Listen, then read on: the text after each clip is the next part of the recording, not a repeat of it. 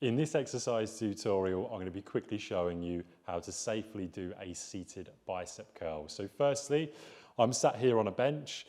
I've got the bench as high up as it will go, so I'm in a nice upright position.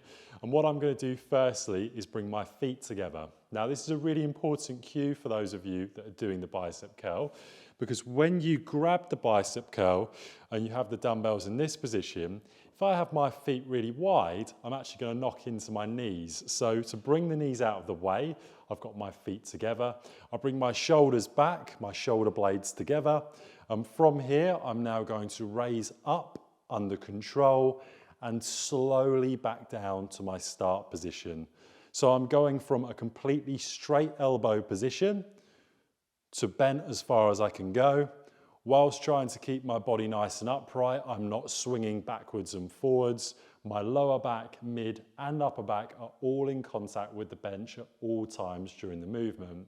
The only thing that's not in contact with the bench is my head, which stays nice and stationary, looking up as I keep my elbows in with each repetition.